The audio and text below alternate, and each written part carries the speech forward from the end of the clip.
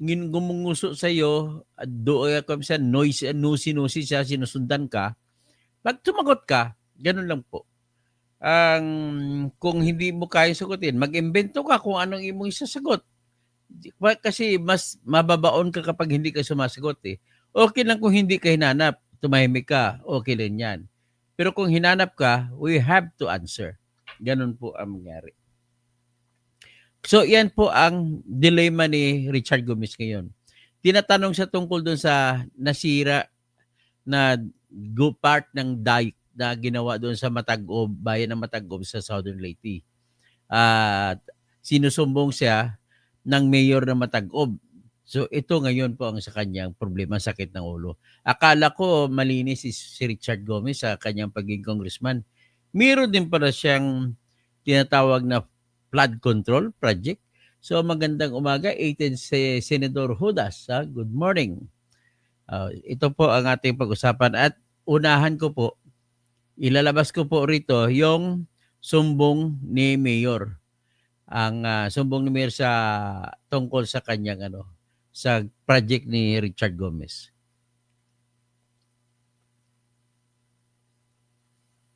Ito po. Yan. Makita ninyo? Yan po ang gumuho na dike sa project ni Richard Gomez. At pakinggan ninyo yung Bumwelta si Leyte 4th District Representative Richard Gomez sa isang alkalde matapos siyang iugnay sa palpak na flood control projects.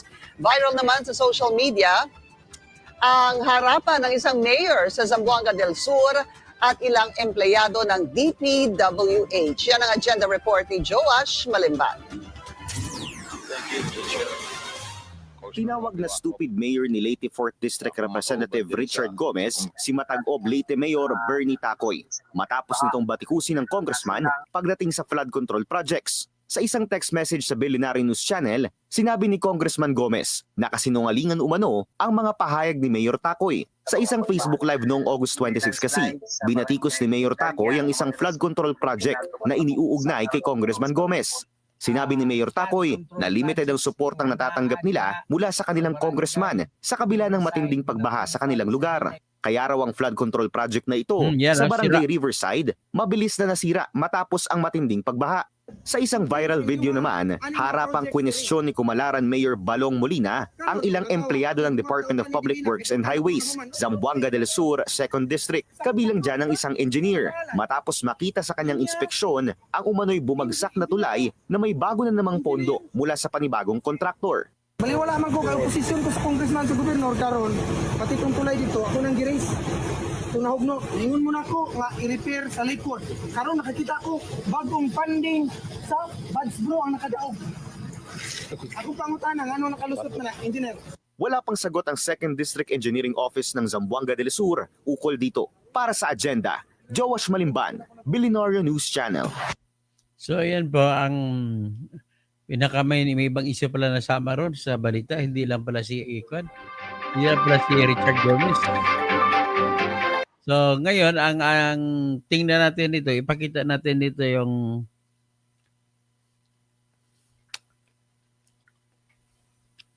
pakita natin ang sinabi ni Richard.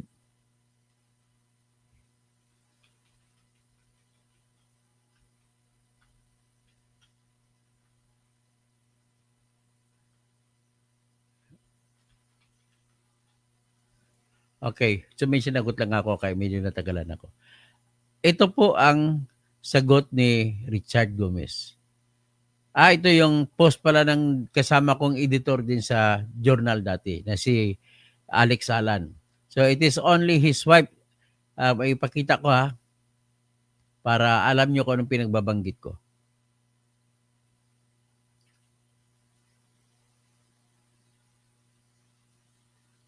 Ayan. Ayan si Richard Gomez. Sabi ni Alex Alan, it is only his wife, ex-actress Losie Torres, who calls him Han, honey, Han, to many Filipinos who have found out about his involvement in anomalous flood control projects, to media persons whom he lashed out at for merely asking him to give his side. he is no longer honorable. He does not deserve the honorific before his name. So ngayon, ang kwento po niyan, ito po, pakita ko sa inyo kung anong ginawa ni Richard Gomez.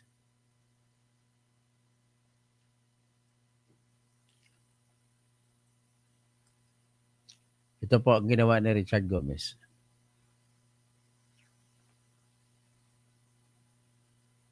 May mga nangungulit kasi kanya ng mga media, nagtitext sa kanya, na-interviewin siya. Ang kanya, hindi niya sinagot, pero bagkus sa ginawa niya, parang ininsulto yung mga media. Ang ginawa niya, pinost niya sa Facebook niya, yung mga text sa kanya ng mga media. O ito, sabi niya, mahal din itong media, spin na ginagawa nila against me. Look at the similarities of the different SOCMEDs and agencies asking questions. Alam na mayroong nagkukumpas, alam na alam mong ginagastusan. Ayos gastos pa more, mga ungas. Yun ang sabi niya. Ba't tinawag mo ungas? O ito. Yan ang text ni Mike Santillan. Sabi niya, pasensya na po, Kong Gomez. Salamat po sa pag-reply. Sabi niya, good afternoon, Kong Richard. Mike Santillan po ulit from One News Storycon, weekdays 4 p.m. to 5 p.m. Kong Gomez, may we invite you to get your side regarding the reported damage flood control project in Matagob, Leyte, which Mayor Takoy has mentioned and linked to your name po and other related topics. Interview will be at 4:35 p.m. po to 4:50 p.m. live via Zoom or phone patch. Thank you, Kong Gomez. O yan ang isang text sa kanya. Ito naman isa nag-check sa kanya. Good afternoon, Kong. This is Joas Manimban, reporter po ng Bilyonaryo News Channel. Kong, we're writing a story on the recent statements of Mayor Bernie Takoy. He's linking you to a flash flood project, but that was easily destroyed due to heavy flooding. We want to hear your side po at the story as well. Sir, hope you give a statement at a short phone call interview. Ayan. Tapos ito naman from TV5 Network. Naglalambing po sana kami sa inyong oras to have you to go to grace us at 12:10 p.m. sa One Balita Pilipinas with Cheryl Cosem. Mamayang tanghali, Thursday, for a short interview. Pag-usapan lang po para sa panig nyo about Leyte Mayor links Richard Gomez to damage flood control project. Matagob Leyte Mayor Bernie Takoy has criticized the Leyte Port District Representative Richard Gomez for lack of support amid heavy flooding in the district after a flood control structure linked to the congressman collapsed on Monday evening, August 25. Ito naman ang sugat. Good morning po, Kong Richard Gomez. This is Jacqueline po from DWIZ 882 AM station and the Leo Channel 23 TV station. May we request for an interview with you via phone patch, Viber call or Zoom call today po? Here's the full details po. Ayan, nagtinawagan siya. Tapos ito naman, good afternoon, Kong. This is Joas Manimban. Nag-text ulit si Joas Manimban. Reporter for Bilyonaryo News Channel. Kong, we're writing a story. O inulit lang. Tapos next is, good afternoon. Sabi niya, Gabriel Lalo of Inquirer. Just want to ask for your side or regarding kay Bernie Takoy din na expose. Tapos isa, good morning po, Kong Gomez. Galing naman ito kay, magtatanong na po, para po sa one-on-one, walang personalan program ng DCBB ni Connie Season. So, yan. Tapos ito naman, good afternoon, Kong Gomez. Mike Santillan po ulit from One News Historicon weekdays 4 p.m. to 5 p.m. So, isa naman, good afternoon, Kong. This is Joas Malimban. O pangatlong tawag, text ni Joas Malimban. So, yan po yung mga tawag sa kanya na buisit si Richard Gomez. Pinost niya lahat. In-screenshot niya kapinost. Sabi niya, mahal din itong media spin na ginagawa nila against me. Look at the similarities of the different SOCMEDs and agencies asking questions. Alam na alam mong meron nagkakumpas. Alam na alam mong ginagastusan, ayos gastos pa pabor, mga ungas, dapat hindi niya ginawa yan. So, ngayon, because of that, sa ginawa niya, ay ang nangyari po ay, siyempre, nagtampo yung kwan. Ayan, nagkatampo-tampuhan na, galit-galit na. So, ito, basahin natin ngayon. Binalita na tuloy siya na nangbubuli siya ng media. At sinabihan pa siya ng editor ng Inquirer na si Danilo Arao na mali ang ginawa niya. Tapos ipa-ethics complaint pa siya ni Congressman Puno. Yan.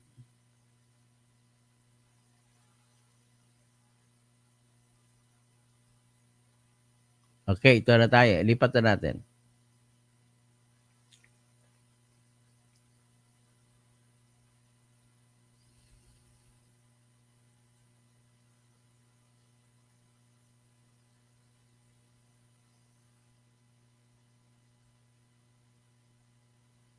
Ito.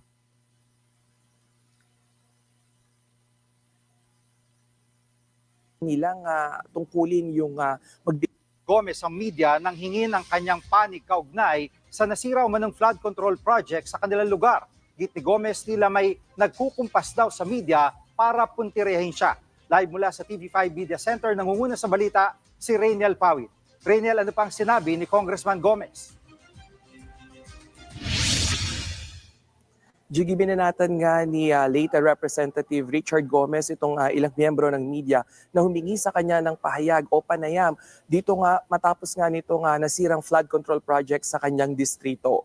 Sa post nga makikita yung ilan sa mga reporters mula sa iba't ibang network na humihingi ng panayam or interview request dito kay Gomez. May nireply naman siya na ilan pero sinenda niya lang ito ng isang link ng video na dapat daw panoorin nitong mga media na ito. At makikita rin dito sa post na ito na hindi tinakpan yung mga pangalan at ilang contact details nga nitong mga media men na naghihingi nga ng panayam kay Gomez. Nag-ugat ito doon nga sa ilan na sa kanyang mga pahayag nitong si Matabog Mayor Bernie Tacoy na sangkot nga to nadadawit itong si Gomez doon nga sa issue ng flood control projects doon sa kanilang lugar. Sinabi pa dito sa post na tila may nagkukumpas dito sa mga media man o sa mga ilang miyembro ng media para nga tirahin si Gomez at may nagpopondo rin umano para sa isang tinatawag na media spin. Sa ngayon ay wala pang pahayag si Gomez at sinusubukan pa rin natin siyang kuhanan nga ng panayam ukol nga dito sa nangyaring posting na ito. Jiggy. At Rainiel, may reaksyon na ba mga grupo ng mamamahayag tungkol dito? Jiggy, pinalagan naman ng National Union of Journalists of the Philippines o NUJP itong naging action nga na ito ni Gomez. Sinabi nila na pabor pa nga ito dito sa mambabatas na kinukuhanan siya ng panayam at bahagi rin ng Data Privacy Act ng mga mambabatas yung nakanti rito ni Gomez dahil nga doon sa pagsasapubliko ng kanilang mga pangalan at contact details. Sinabi ng NUJP na posibleng malagay sa alanganin yung estado nga nitong mga mamamahayag na ito. Jiggy. At anong tingin ng mga kapwa kongresista ni Gomez sa issue? Jiggy, dismayado nga yung ilan sa hanay na mga mambabatas at partikular na dyan si House Deputy Speaker Ronnie Puno at kanyang sinabi na bahagi nga ng kanilang tungkulin yung magbigay ng maayos na impormasyon at magpaliwanag sa taong bayan. At sinabi niya na hindi lamang sa barong natatapos o pagsusuot ng barong natatapos yung kanilang obligasyon sa publiko. Pakinggan natin yung kanyang pahayag. No, hindi maganda talaga yun. No, I think, the ethics committee should brought into that. Being held to a higher standard does not just require magbarong Tagalog ka, no? I mean, dapat medyo maayos din yung yung pakikitungo mo sa lahat ng mga nakasapaligid mo. Jiggy, kanina nga sa isang press conference doon sa House of Representatives, hinimok pa nitong si Representative Puno na magpasa nga ng ethics complaint itong hanay ng media dahil sa hindi daw makatarungan nga na aksyon na ito ni Goma. Dahil nga para sa kanya na kinakailangan na mismong si Richard Gomez na daw yung magpaliwanag ng mga hocus-pocus na ito ng gobyerno. Jiggy. Yan ang ulat ni Reynel Pawid live mula sa TV5 Media Center. Mga kapatid, Jiggy Manikad po, pagdating sa mahalagang balita sa loob at labas ng bansa, dapat una sa lahat, mag-follow at mag-subscribe na sa social So yan ang sinabi na engineer ni Jiggy Manikad. So ang ating namang kasunod, ang ating reaksyon na lang dito. Kung ako tanungin mo, kasi dati ako media, hindi po maganda yung sagot ni Richard Gomez. Dapat sana sinagot niya. Politely, kung ayaw niya magpa-interview, magsusorry lang siya. Huwag niya naman, inakusahan pa niya na binayaran yung mga taga-media ng kaaway niya para mag-interview sa kanya na gano'n. Natural na naman ang interview sa iyo, Richard. Gano'n na ho kasimple. Sayang. Sinira mo ang pangalan mo rito. At pero yung nakita ko na paliwanag mo lang bakit nasira. Pwede mong bulyawan yung kontraktor, bakit ganon? Ayun, kasi sinyalis po yun na mahina po yung paggagawa. At kung mahina paggagawa, ang dating niya sa tao, kumita ka. Kasi substandard. So, iklaro mo kung kumita ka sa kontraktor o hindi. Ganun lang po yan, Mr. Richard Gomez. Sayang ka. Kaya pa naman, maganda ka naman, may potential ka naman naging leader. Pero sa yung ginawa, medyo mahirapan ka sa pagbawi ng reputasyon mo dito. So, yan lang po ang aking masabi, Mr. Richard Gomez. Next time, please honor, igalang mo po yung tinatawag na press freedom. At yan po ay hindi para sa congressman, kundi para sa mga tao na sila po may karapatan na marinig na ang kanilang mga opisyal sa bayan ay dapat gumagawa ng maayos na kanilang trabaho. So ganun po yun ang kaisipan doon. So magandang gabi, magandang umaga kay Jose Loverne Yabot. Kung nagkapare-pareho man ang katanawangan, sana man lang narinig ang kanyang pagpaliwanag at hindi ang problema kasi po may kabastusan din po ang ginawa ni Richard. Intindihin ko nun si Richard, ang feeling niya parang ino-operate na siya, pinagkaisahan na siya. So ganoon, next time, take my advice, do not immediately act when your emotion was angry para hindi ka makapaggawa ng ganon. Magandang umaga lang po at isusunod natin yun ng ganon, may iba pa tayong isusunod. Maganda dito po. Maraming salamat po. At please po, malapit na po tayo mag 100,000. Ay paki-like nyo, subscribe para mapatuloy tayo gumawa ng content na ma-educate kayo para sa inyo naman ang lahat na ito. Tapos si Crisaldo Bura Astor, good morning. Ferdinand San Juan, good morning. Jose Loberni, Yabot, sino pa? Isa si Cassandra Daisy, binoto niya si Martin Romualdez. Ganun ba? Well, dapat hindi niya binoto kung honorable siya. So anyway, that's all. That's it.